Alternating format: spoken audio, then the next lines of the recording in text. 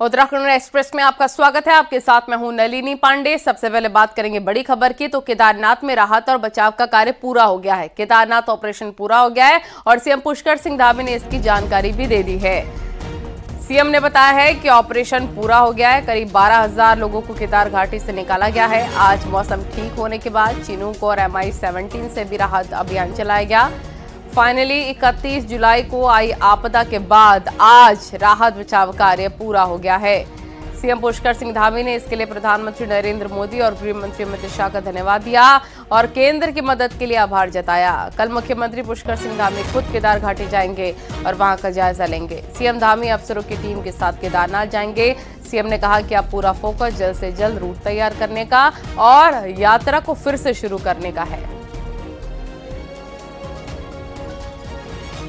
केदारनाथ का रेस्क्यू अभियान लगभग कंप्लीट हो गया है और एक बड़ी संख्या जो देश भर के श्रद्धालुओं की थी उनको सुरक्षित निकाला जा चुका है। हेलीकॉप्टर से भी रेस्क्यू अभियान किया गया है। राज्य के भी हेलीकॉप्टर लगे थे। इसके साथ साथ आदरणीय प्रधानमंत्री जी का, आदरणीय गृह मंत्री जी का मैं धन्यवाद करता हूं कि भारत सरकार की तरफ से चिनूक हेलीकॉप्टर, MI ये सभी हमको उपलब्ध हुए, जिसके कारण से हम सुरक्षित निकाल पाए।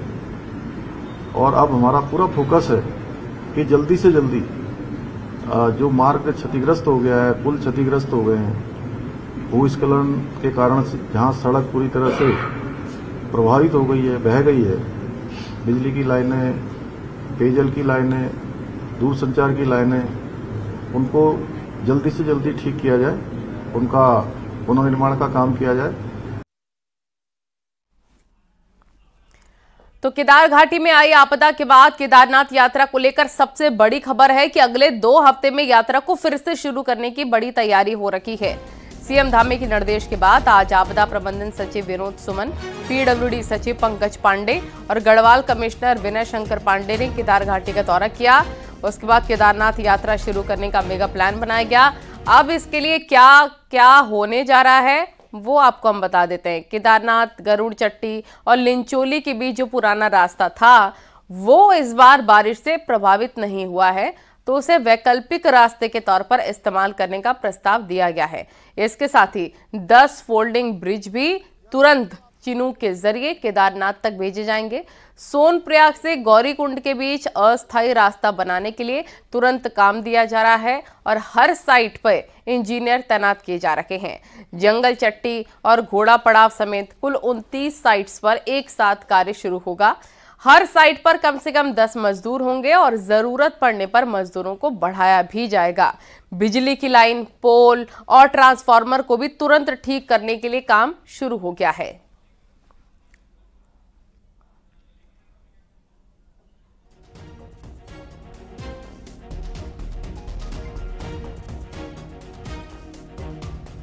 तो 15 दिन में एक बार फिर से केदारनाथ यात्रा शुरू होगी। इसको लेकर तैयारी कर ली गई है। अफसरों के दौरे के बाद एक मेगा प्लान तैयार हुआ है। गरुड़ चट्टी वाले रूट का इस्तेमाल हो सकेगा। पुराने रूट के लिए प्रस्ताव भेजा गया है क्योंकि पुराने रूट पर बारिश का असर नहीं पड़ा है। ये तस्वीरें भी निकलकर सामने आ रही हैं। वो तस्वीरें भी हम आपको एक एक करके दिखा रहे हैं फिलहाल वहां पर कैसे हालात है। पूरे रूट पर 500 से ज्यादा मजदूर तैनात हैं। तो जैसा कि हमने आपको बताया, केदारनाथ यात्रा शुरू करने का मेगा प्लान क्या है वो आप ग्राफिक्स के माध्यम से देख सकते हैं।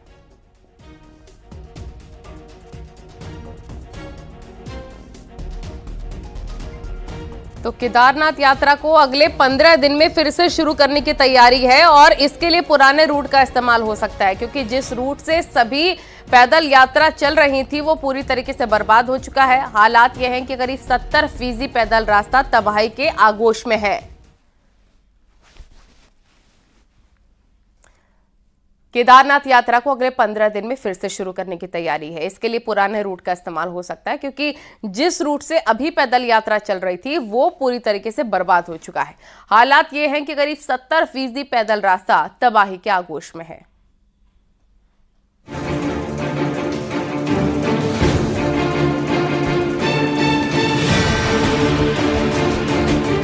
केदारनाथ और केदारनाथ ट्रैक पर जब 10,000 से ज्यादा यात्री मौजूद थे तब 31 जुलाई की रात को हुई मूसलाधार बारिश ने केदारनाथ पैदल ट्रैक पर भीषण तबाही मचा दी।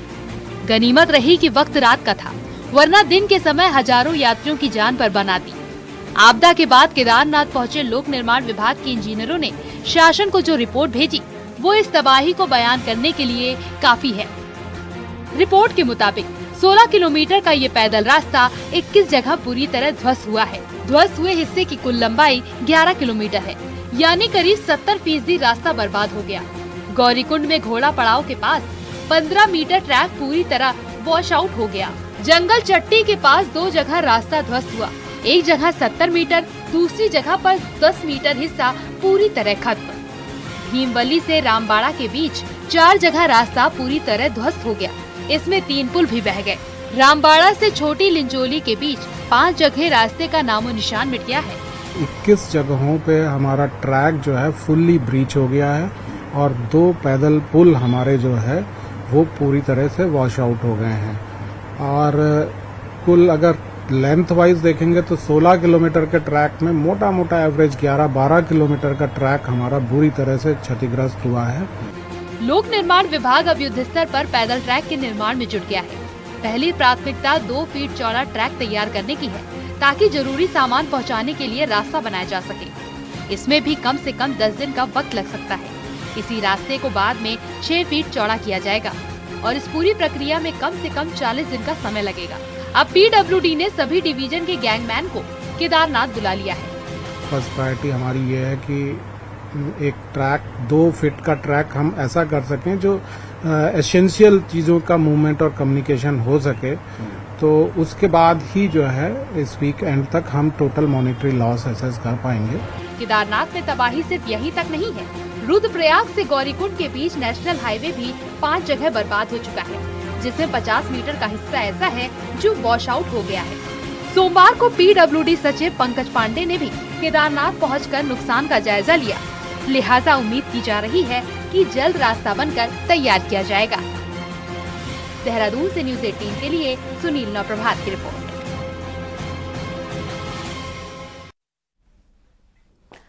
तो केदारनाथ आपदा के बाद भारतीय सेना के जवान भी काम में जुटे हुए हैं और सेना के जवान सोनप्रयाग और गौरीकुंड के बीच मंदाकिनी नदी पर पुल बनाने के काम में जुटे हुए हैं, जिससे कि लोगों को पैदल मार्ग से सुरक्षित निकाला जा सके। वीडियो में आप देख सकते हैं सेना के जवान जान जोखिम में डालकर उफनाती मंदाकिनी नदी पर पुल बनाने का कार्य कर रहे हैं।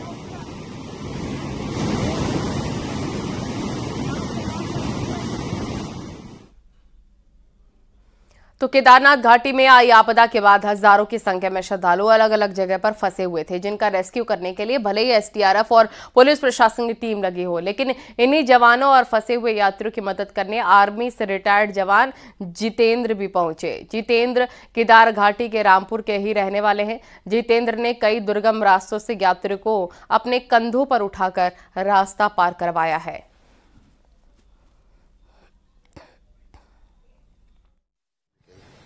करीब 100-150 आदमी को करीब 100-150। तो ये कैसे आपको मतलब कैसे आपको पता चला कि इन इलाकों में ये फंसे हैं? यहाँ पता चल जाता है सब। कंधे में लेके आए, रस्सी उनके रस्सी लगा रखी थी, उनके साथ हमने हेल्प किया है। फिर जहाँ पर हमको जो दिखा, छोटे बच्चे, ज्यादातर मैं छोटे बच्चों को ले आया हूँ और जो बुजुर्ग आदमी में महिलाएं वगैरह हैं उन लोगों को हमें लेके आए ऊपर से अपने पीठ में। तो केदार घाटी में सुरक्षित निकाले जा रहे श्रद्धालुओं के खाने पीने की भी व्यवस्था की जा रही है। कई श्रद्धालुओं को चाय नाश्ता भी कराया गया है। पुलिस प्रशासन ने लोगों को सुबह चाय, बिस्किट और फिर खिचड़ी भी दी है।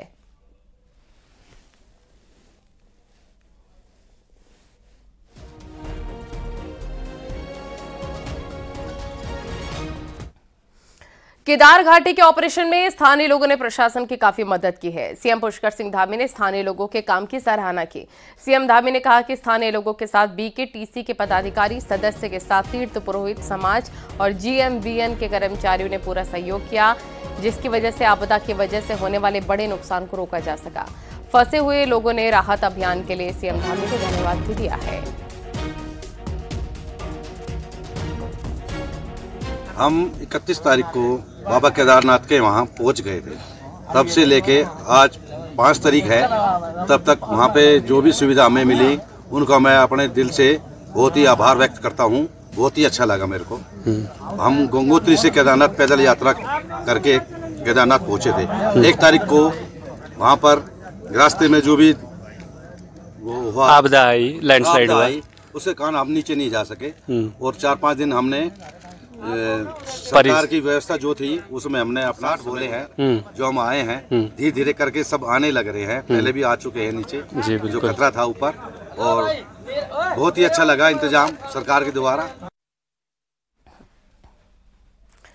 तो चमोली में बारिश के बाद बरसाती नाले उफान पर हैं। पुलिस ने लोगों से बरसाती नालों को पार करते वक्त सावधानी बरतने की अपील की। पुलिस ने सोशल मीडिया में एक वीडियो शेयर किया। इसमें बरसाती नदी को पार करते वक्त एक शख्स नदी में गिर जाता है, फिर उसे बचाने के लिए लड़का नदी में जाता है, लेकिन पानी के बहाव में वो भी कुछ दूर तक बह जाता है, बाद में संभल जाता है।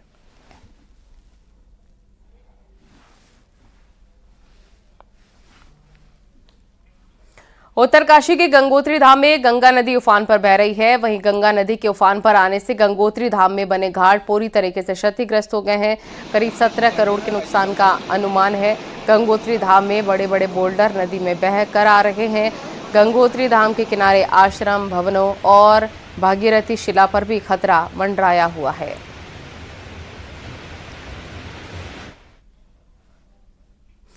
और टिहरी के बूढ़ा केदार क्षेत्र में 27 जुलाई को आई प्राकृतिक आपदा से बूढ़ा केदार, पीसमवाड़ और सीमांत जखाड़ा और गिमली को जोड़ने वाली सड़क कई जगहों पर टूट गई थी, जिससे ग्रामीणों का संपर्क कट गया था और ग्रामीणों के सामने खाद्यान्न संकट पैदा हो गया था। हालांकि कुछ ग्रामीण दूसरी जगह शिफ्ट हो गए थे। एसडीआरएफ टीम जंगल के रास्ते इन क्षेत्रों में पहुंच गई। साथ ही घोड़े खच्चरों के जरिए खाद्यान्न और जरूरी सामान भी पहुंचाया जा रहा है। डीएम का कहना है कि सड़क को ठीक करने का प्रयास किया जा रहा है। जो पैदल रास्ता है वो ओपन है, तो वहाँ तक हमने घोड़े खच्चरों के माध्यम से अभी राशन भेज दिया है। और कुछ ऐसे परिवार हैं जो कि ऊपर छानियों में भी निवास रहते हैं, तो वहाँ तक भी प्रयास कर रहे हैं कि राशन हम पहुँचा दें। वहाँ तक हमारी एसडीआरएफ की टीम ऑलरेडी वहाँ पर सर्वे करके आ चुकी है और 1-2 पुलिया भी वहाँ पर डैमेज है, उनको वन विभाग को बताया गया उसको रिपेयर करने के लिए। इस बार का विधानसभा सत्र सिर्फ 3 दिन का है। पहले दिन केदारनाथ की दिवंगत विधायक शैला रानी का शोक प्रस्ताव होगा। ऐसे में विपक्ष सवाल पूछ रहा है कि प्रश्नकाल के 120 मिनट में जनता से जुड़े 500 से ज्यादा सवालों के जवाब कैसे मिल पाएंगे।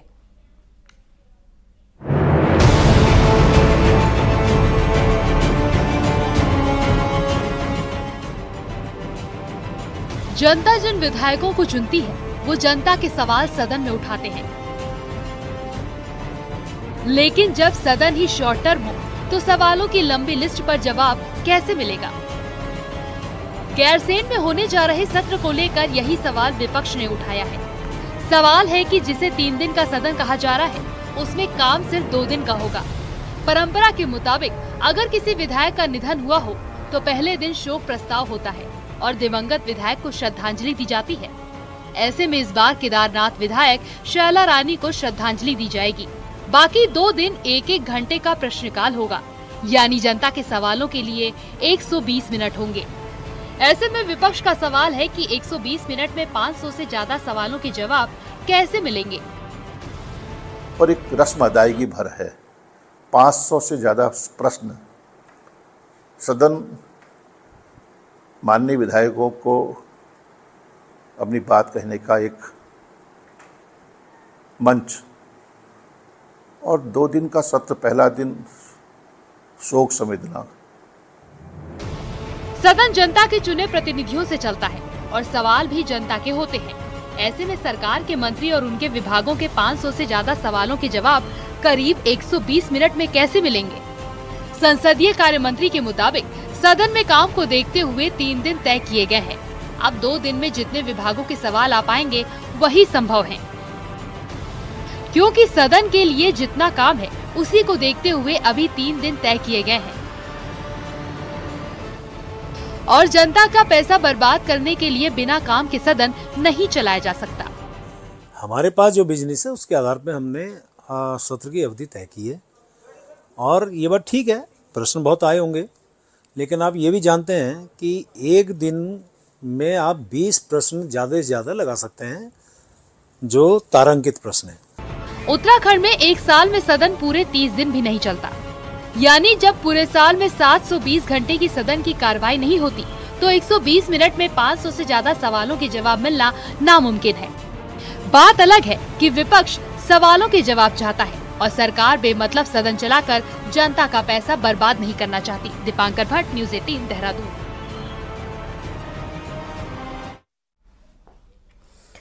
ऋषिकेश के पास मुनि की रेती में सोमवार सुबह एक बेकाबू ट्रक ड्राइवर ने ट्रक पर कंट्रोल खो दिया और रोड के एक सिरे से दूसरे सिरे पर जा पहुंचा।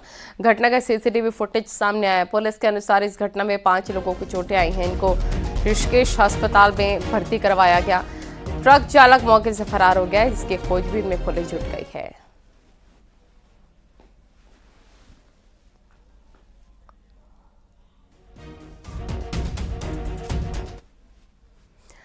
देहरादून रेलवे स्टेशन के बाहर टैक्सी स्टैंड संचालकों और सेना के जवानों में मारपीट हो गई। बताया जा रहा है कि ट्रेन से लौट रहे सेना के जवानों के टैक्सी स्टैंड संचालकों में किसी बात को लेकर कहासुनी हो गई और इसके बाद सादी वर्दी में सेना के जवानों ने टैक्सी स्टैंड के ऑफिस में घुसकर वहां मौजूद कर्मचारी की जमकर पिटाई कर दी।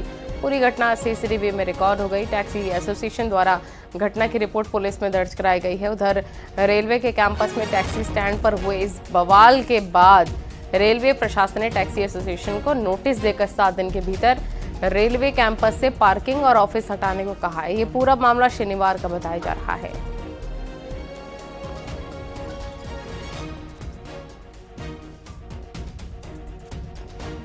अपनी सांसों के थमने के बाद दूसरों को नई जिंदगी दे गया हरियाणा का एक कांवड़िया सचिन। वो आया तो था हरिद्वार से गंगा जल लेने, लेकिन मौत के करीब पहुंच गया और मौत से पहले 3 मरीजों को खुशियां बांट गया। देखिए।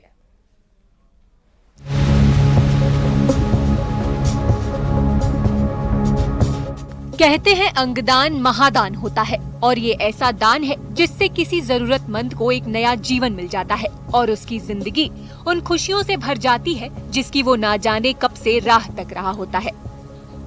ऐसा ही एक वाकया रुड़की में हुआ, जहां हरियाणा के महेंद्रगढ़ का रहने वाला सचिन कांवड़ लेकर हरिद्वार से निकला था, लेकिन दुर्भाग्य से 23 जुलाई को उसका रुड़की में एक्सीडेंट हो गया। उसे इलाज के लिए ऋषिकेश के एम्स में भर्ती कराया गया, जहां उसके सिर पर गंभीर चोट होने के कारण उसे न्यूरो सर्जरी आईसीयू में रखा गया। लेकिन सचिन कोमा में चला गया और डॉक्टरों ने 30 जुलाई को उसे ब्रेन डेड घोषित कर दिया।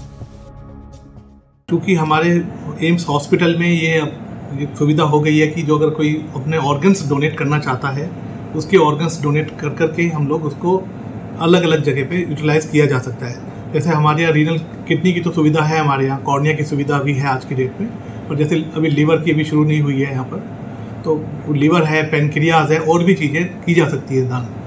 तो सचिन के हमारी जो कि टीम यहाँ पर सब तैयार थी, तो सचिन के पिता से कांटेक्ट किया गया टीम ने और उनके भाइयों से कांटेक्ट किया और पूछा कि भाई क्या अगर वो तैयार हैं, तो वो लोग सहर्ष तैयार हो गए इसमें। उनको लगा कि जो बच्चा एक धर्म के काम से आया था, अब वो जो है जाते जाते जो है अपना कुछ लोगों को जीवन दान दे जाएगा, तो बड़ा एक पुण्य का काम हो जाएगा। 25 साल का सचिन जब कोमा में गया तो उसके बचने की कोई उम्मीद नहीं बची, तो डॉक्टरों ने उसके परिजनों से अंगदान की अपील की और परिवार वाले भी मान गए, जिसके बाद ब्रेन डेड सचिन के अंगदान से 3 मरीजों को नई जिंदगी मिली, जबकि 2 नेत्रहीन लोगों को नई रोशनी भी मिल गई। इतना ही नहीं, सचिन के अंगों को चंडीगढ़ और दिल्ली के अस्पताल तक पहुंचाने के लिए प्रशासन के सहयोग से ऋषिकेश एम्स से देहरादून एयरपोर्ट तक ग्रीन कॉरिडोर भी बनाया गया। सचिन के चले जाने पर परिवार पर भले ही मुसीबतों का पहाड़ टूट पड़ा हो, लेकिन परिजनों को इतना संतोष भी है, सचिन की मृत्यु के बाद भी उसके अंग किसी और के शरीर में धड़क रहे हैं और 5 लोगों को जिंदगी में वो खुशियां भी बिखेर गया। Bureau report, news 18।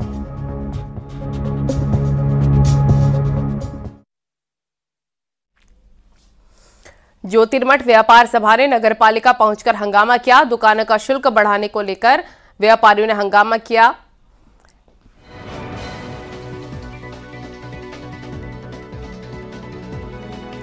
टिहरी में मेडिकल कॉलेज जिला मुख्यालय के बाहर बनाए जाने को लेकर विरोध शुरू हो गया है और सड़कों पर उतरने की चेतावनी दी गई है।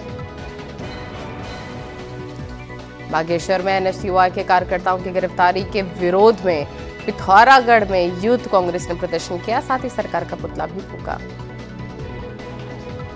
टिहरी में नई टिहरी पीजी कॉलेज को कैंपस का दर्जा दिलाने सहित 3 सूत्री मांगों को लेकर एबीवीपी और छात्र संघ के पदाधिकारियों ने सांकेतिक धरना दिया। कोटद्वार में बेहोशी की हालत में मिले युवक के अस्पताल ले जाने से पहले मौत हो गई। फिलहाल युवक की पहचान नहीं हो सकी है। बागेश्वर डीएम ने कपकोट में जनता दरबार लगाया। इसमें 60 से ज्यादा लोगों की समस्याएं सुनी गई है।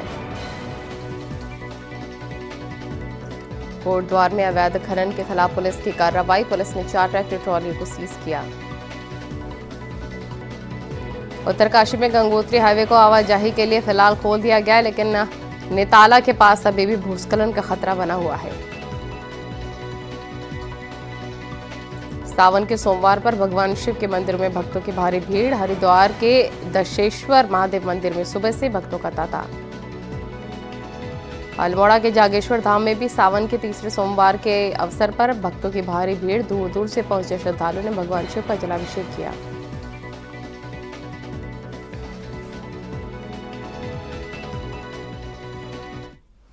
और शिक्षकों की भारी कमी के कारण पिथौरागढ़ की स्कूली शिक्षा पहले ही पटरी से उतरी हुई थी, लेकिन अब टीचर्स के ट्रांसफर ने रही सही कसर भी पूरी कर दी है। हालात ये हो गए कि ट्रांसफर के बाद जिले में दर्जनों स्कूल शिक्षक विहीन हो गए हैं। ऐसे में गार्जियन हो या फिर स्टूडेंट्स, दोनों ने आंदोलन की राह पकड़ ली है।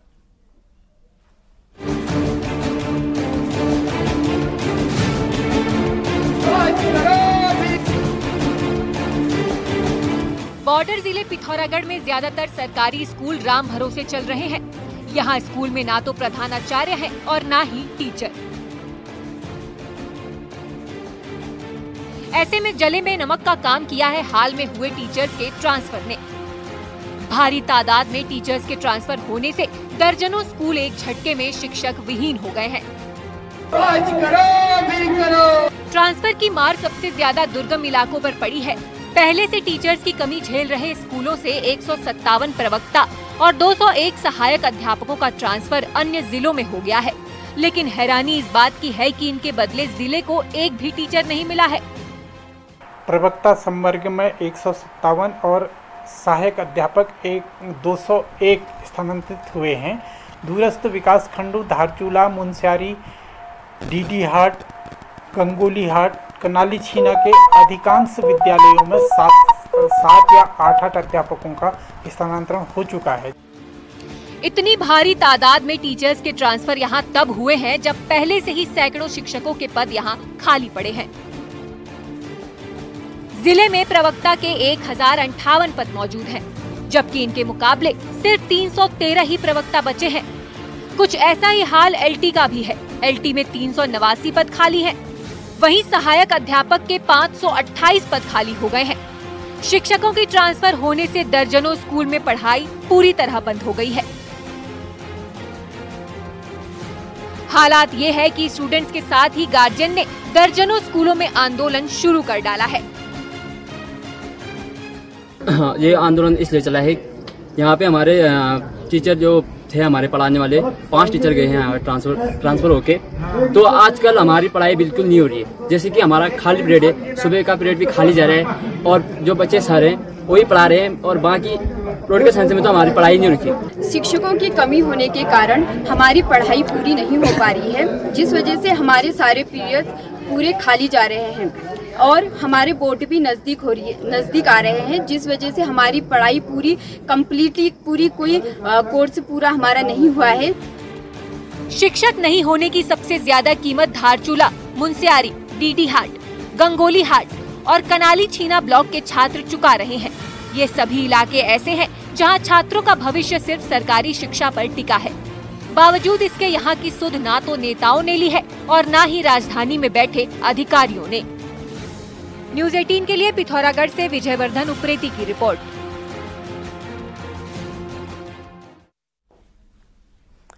और यहाँ रुकना होगा एक छोटे से ब्रेक के लिए। खबरों का सिलसिला लगातार जारी है।